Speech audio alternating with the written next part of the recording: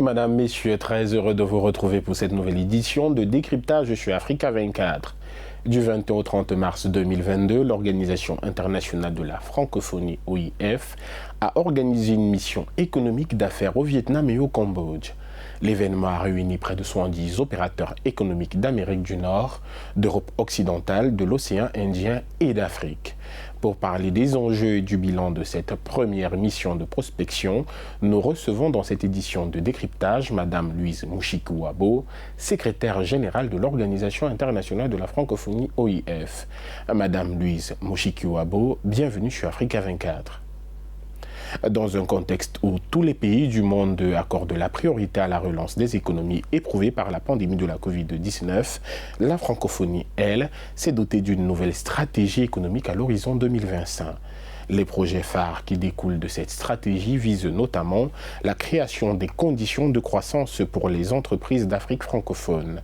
Dites-nous, quelle est la stratégie de votre action dans le cadre de cette première mission économique au Vietnam et au Cambodge ? Écoutez, la francophonie économique, en réalité, existe depuis longtemps. C'est d'ailleurs le sommet de Hanoï, il y a 25 ans, qui a décidé, les chefs d'État et de gouvernement à l'époque, on n'était qu'une cinquantaine de pays, aujourd'hui on est 88 États et gouvernements, qui ont décidé que le développement économique devrait aller de pair avec la recherche de la paix et de la stabilité dans l'espace francophone. Alors, nous avons attendu depuis Hanoï jusqu'au sommet de Dakar en 2014 pour doter l'organisation d'une stratégie économique. Et aujourd'hui, on est en 2022, nous sommes vraiment au concret de cette francophonie économique. Notre stratégie qui a été adoptée l'année dernière, à la fin de l'année dernière, par les ministres chargés de la francophonie, a beaucoup insisté sur la coopération économique intra-francophone. Aux côtés de l'adoption du numérique dans le domaine économique et d'autres activités, notamment le soutien à l'entrepreneuriat et aux jeunes pousses, les startups. Et donc aujourd'hui, nous sommes à l'application concrète de cette stratégie dans ces missions économiques et commerciales qu'on avait d'ailleurs planifiées pour octobre 2021 et qui ont été repoussées à cause de la crise sanitaire. Et donc, ces missions, nous sommes aujourd'hui au Cambodge, nous avons passé quelques jours au Vietnam.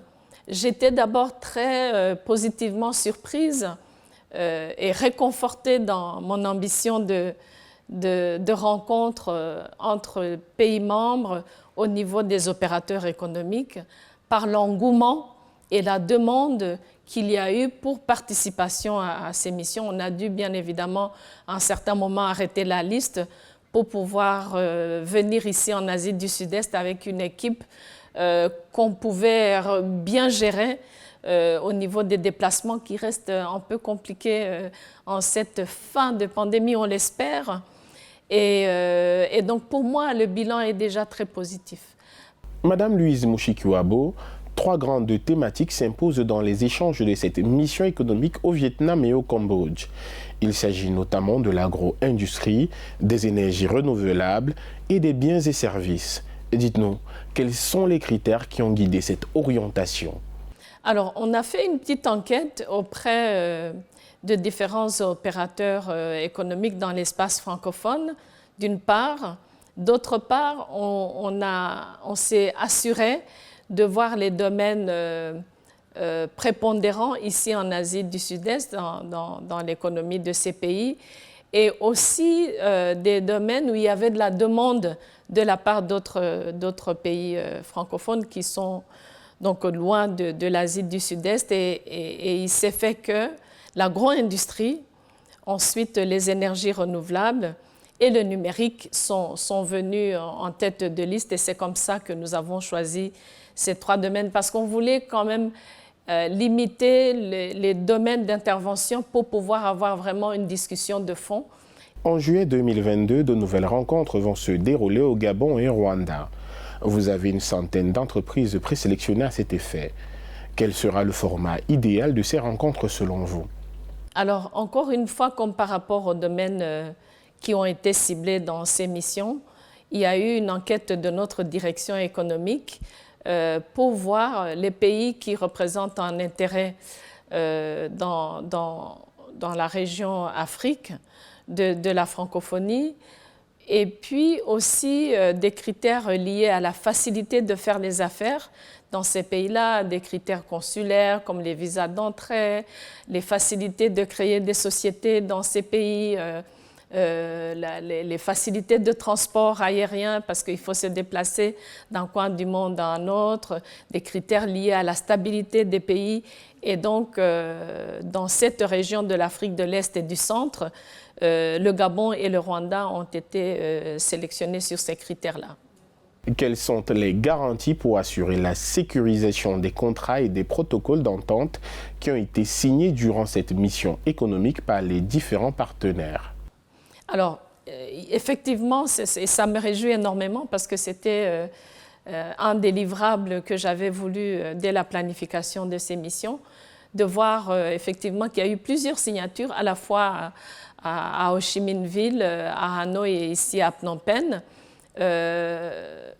Ce qui est important, puisqu'on est au tout début de ces missions qui vont continuer et que nous, on va suivre de près pour pouvoir accompagner comme il faut les différentes entreprises et hommes et femmes d'affaires francophones. Ces signatures étaient surtout une manière d'exprimer la volonté ferme, pas juste l'exploration, la volonté ferme de pouvoir travailler ensemble. Et donc nous, en tant qu'organisation qui rassemble ces opérateurs économiques dans nos pays, nous avons mis en place au sein de la direction économique à notre siège à Paris, en collaboration avec nos représentations, donc nos ambassades, on en a 12 à travers le monde, et le cabinet même de la secrétaire générale à Paris, parce qu'il y a aussi des aspects politiques, des aspects de facilitation qui sont de nature diplomatique. Et nous allons donc, dès la fin de cette mission déjà, nous allons nous lancer directement sur des aspects de gestion de ces contrats qui ont été signés lors de cette mission. Et donc le prochain forum que nous organisons, ce sera sur les facilités bancaires et la logistique, qui sont des aspects qui viennent immédiatement en jeu dès lors qu'on commence à travailler ensemble, surtout pour des régions qui ne se connaissent pas beaucoup. C'est donc notre rôle d'accompagner ces contrats. Madame Louise Mushikiwabo, la zone économique d'Asie du Sud-Est fait partie des plus puissantes du monde. Dites-nous, comment l'Afrique peut-elle s'inspirer de ce modèle pour la réussite de la zone de libre-échange continentale africaine? Alors, je pense qu'il y a beaucoup à apprendre de cette région du monde, de l'Asie du Sud-Est. C'est déjà le cas depuis plusieurs années. Est une zone économiquement très dynamique qui, comme le disent plusieurs études, représente vraiment l'avenir économique du monde. Et donc ça, beaucoup de nos pays francophones, y compris l'Afrique par exemple, parler de la zone continentale de libre-échange pour le continent africain, on le sait déjà, plusieurs pays ont déjà dans leurs relations bilatérales des pourparlers, des accords, de la coopération avec les pays de cette région, de l'Asie du Sud-Est. Mais ce qui est important, c'est surtout d'apprendre ce qui a marché, ce qui n'a pas marché dans la mise en application de cette zone dans l'Asie du Sud-Est pour pouvoir, d'une part, se préserver de démarches qui ne seraient pas utiles, mais à la fois d'avancer très vite. Bien évidemment, chaque pays a son ADN dans la manière de fonctionner, dans ses démarches économiques. Nous avons ici une région du monde extrêmement dynamique. Il y a donc beaucoup à apprendre, par exemple, du continent africain, comme vous le demandez, sur la mise en œuvre de cette zone de libre-échange continentale africaine, notamment sur la circulation des biens, la circulation des services, la circulation des individus, qui est facilitée par notamment l'organisation dans laquelle les pays francophones de cette région sont membres, l'ASEAN. Et donc, c'est un gain pour le continent africain et pour les opérateurs économiques africains.